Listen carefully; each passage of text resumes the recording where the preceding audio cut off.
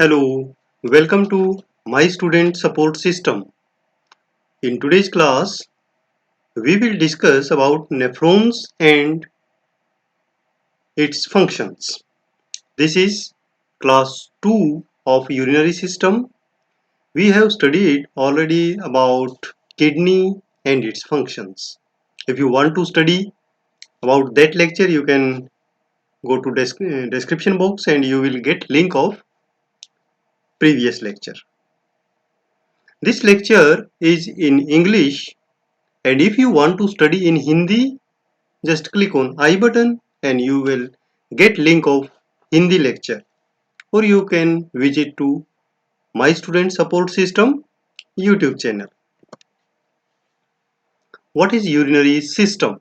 The urinary system contributes to the homeostasis by altering blood composition, pH, its volume and pressure, maintaining blood osmolarity, excreting waste and foreign substances, and producing hormones. The urinary system consists of two kidneys, two ureters, one urinary bladder, and one urethra.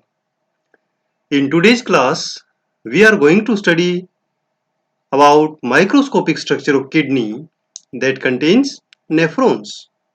Yes, we are going to discuss about anatomy and physiology of nephrons. What is a nephron? These are small structures and they form the functional unit of kidney. Each nephron consists of two parts, renal corpuscle where the blood plasma is filtered and renal tubules into which the filtered fluid passes. So what are these parts? These are two in renal corpuscle and tubule. First we will discuss renal corpuscle. Renal corpuscle have two components, glomerulus and glomerular capsule, or we can say Bowman's capsule. Here you can see this is renal corpuscle which contains glomerulus. This is a network of capillaries and this is the capsule which surrounds the glomerulus known as Bowman's capsule. Bowman's capsule is a double-walled epithelial cup that surrounds glomerular capillaries. Blood plasma is filtered into glomerular capsule and then this filtered fluid passes into renal tubules. What is glomerulus? Glomerulus is a network of capillaries.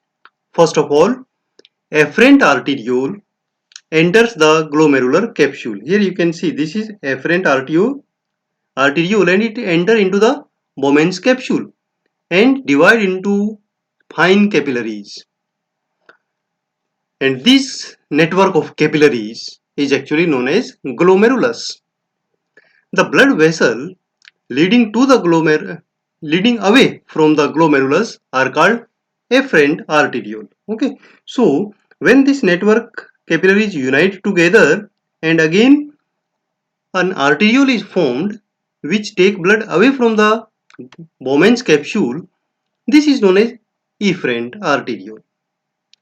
The afferent arteriole has larger diameter than the efferent arteriole. It means there will be more pressure in this capillary network which help in filtering the plasma. Glomerular capsule. The glomerular capsule or Bowman's capsule consists of two layers. One is visceral layer, this one, and one is parietal layer. The visceral layer consists of modified simple squamous epithelial cell called podocytes. Okay, so the cells of this layer are squamous epithelium but they are modified and known as podocytes because they contain small podiums, means small foot-like structures. The parietal layer of glomerulus consists of simple squamous epithelium and forms the outer wall of capsule, this one. The filtration of blood takes place in this portion of the nephron. Fluid filtered from the glomerular capillary enter the capsular space, the space between two layers of the glomerular capsule. So this is the space known as capsular space or Bowman's space. Here the filtered part, liquid, is collected and then go into the tubules. So second portion or second part of nephron is tubules, which contains proximal convoluted tubule, this one, loop of Henle up to here, and distal convoluted tubule, and then also collecting duct. Collecting duct is included in the nephron because it collects the filtered part and then it passes ahead. First, we will discuss about proximal convoluted tubule. From Bowman's capsule, the filtrate drain into the proximal convoluted tubules. The surface of the epithelial cell of this segment of the nephron is covered with densely packed microvilli. The microvilli increase the surface area of the cells, thus facilitating their reabsorptive function. The infolded membrane forming the microvilli are the sites for numerous sodium pumps. Reabsorption of salt, water, glucose from the glomerular filtrate occur in this section of the tubule. Then there is second loop of Henle. The proximal convoluted tubule then bent into the loop called loop of Henle. The loop of Henle is the part of the tubule that dip or loops from cortex into the medulla of kidney, that is known as descending limb, and then returns to the cortex again, and that is ascending limb of the loop. The loop of Henle is divided into descending and ascending loops. The ascending loop of Henle is much thicker than the descending portion. The descending loop of Henle is relatively impermeable to the solute but permeable to water. The fluid in this tube becomes hypertonic because water is absorbed. The ascending loop of Henle and the early distal tubule impermeable to water. However, sodium, chloride, ions, they are actively transported out of the tube into the blood, making the tubular fluid very hypotonic. So this question sometime may arise in the examination, that which loop of Henle contains hypertonic solution and which loop of Henle contains hypotonic solution. So it should be clear now. Distal convoluted tubule. The thick ascending portion of loop of Henle leads to distal convoluted tubule. The distal convoluted tubule is lined with simple cuboidal cells. It plays in part of the regulation of calcium ion by excreting excess calcium ion in response to calcitonin hormone. The final concentration of urine in this section is dependent upon the hormone called antidiuretic hormone or ADH. If ADH is present, the distal tube and collecting ducts become permeable to water. It means they absorb more water. Now collecting ducts. The distal convoluted tubule then drain into the collecting ducts. Several collecting ducts converge and drain into the larger system called papillary ducts, which in turn empty into minor calyx. From here, the filtrate is called urine, drain into the renal pelvis. This is the final stage where sodium and water are reabsorbed. When the person is dehydrated, approximately 25% of the water filtered here is reabsorbed in the collecting duct. But we should keep in mind that if it is dehydrated, otherwise this whole goes as urine. Now physiology of nephrons. There are three processes involved in the formation of urine. These are filtration, selective reabsorption and secretion. Filtration. This takes place through semi-permeable walls of glomerulus and the glomerular capsule. Water and other small molecules pass through, although some are reabsorbed later. Blood cells, plasma proteins and other large molecules are too large to filter through there, so they remain in the capillaries. The filtrate in the glomerulus is very similar to in the composition to the plasma, except plasma proteins and blood cells. They are not filtered, otherwise the composition is same. Filtration take place because there is difference between blood pressure in glomerulus and the pressure of filtrate in the glomerular capsule, because the afferent arteriole is narrower than the afferent arteriole. A capillary hydrostatic pressure is about 55 mm of Hg build up in the glomerulus. This pressure is opposed by osmotic pressure of blood provided mainly by the plasma proteins, about 30 mm of Hg, and by the filtrate's hydrostatic pressure, which is about 15 mm of Hg. So in glomerular capsule, the net filtration pressure will be 10 mm of Hg. Here you can understand that 55 mm minus 30 plus 15, it is 45, and final pressure for filtration will be 10 mm of Hg. The volume of filtrate formed by both kidney in each minute is called glomerular filtration rate, GFR. In healthy adult, the GFR is about 125 ml per minute, means 180 liter of filtrate are formed each day by two kidneys. Nearly all of the filtrate is later reabsorbed from the kidney's tubules, with less than 1%, means 1 to 1.5 liter, is excreted as urine. The difference in volume and concentration is due to selective reabsorption and some filtrate constituents and the tubular secretion. Second step in the process of urine formation is selective reabsorption. Most reabsorption from the filtrate back into the blood take place in the proximal convoluted tubule, where walls are lined with microvilli to increase the surface area for absorption.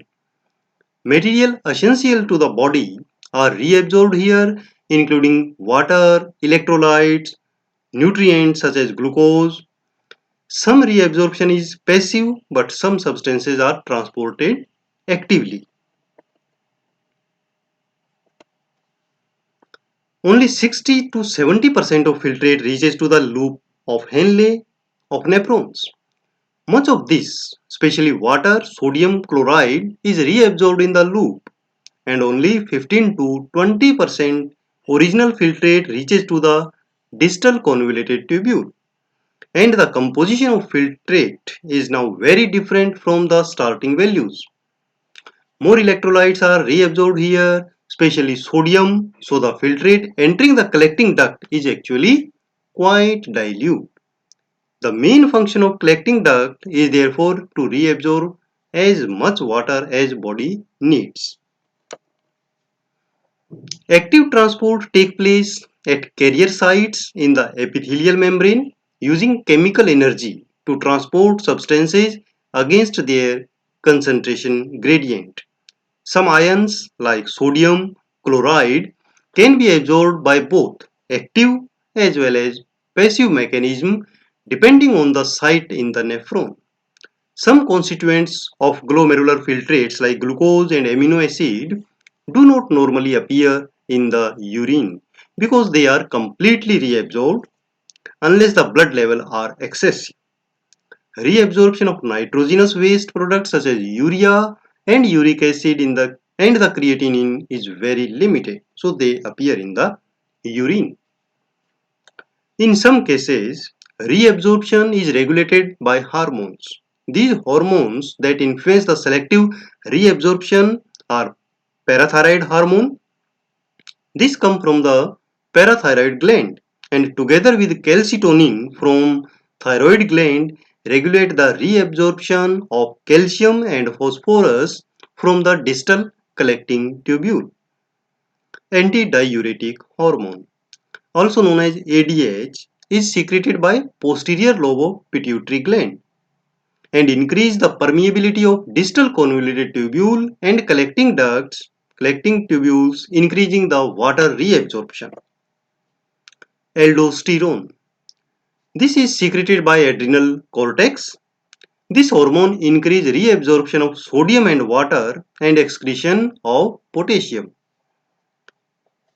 Atrial natriuretic peptide, also known as ANP hormone. This hormone is secreted by atrium of heart in response to stretching of the atrial wall. It decreases reabsorption of sodium and water from the proximal convoluted tubule and collecting ducts. Then secretion. Filtration occurs as blood flow through the glomerulus. Substances not required and foreign material such as drugs including penicillin and aspirin and other drugs may not be cleared from the blood by filtration because of this short time it remain in the capillaries. So it is cleared by secretion method from the peritubular capillaries, means the capillaries which are around the tubules, into the convoluted tubules and excreted from the body in urine. Tubular secretion of hydrogen ion is important in maintaining normal blood pH.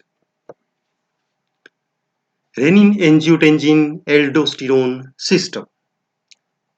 This system is for sodium reabsorption. Sodium is normal constituent of urine and amount excreted is regulated by hormone aldosterone, which is secreted by adrenal cortex. Cells in afferent arteriole of the nephron release the hormone renin in response to sympathetic stimulation, low blood volume or by low arterial pressure. Renin converts the plasma protein angiotensinogen produced by liver to angiotensin 1.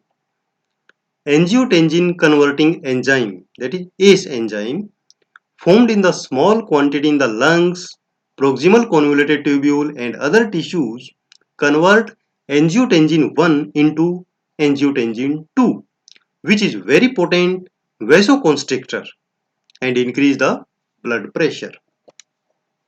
Renin and raise blood potassium level also stimulate the adrenal gland to secrete aldosterone.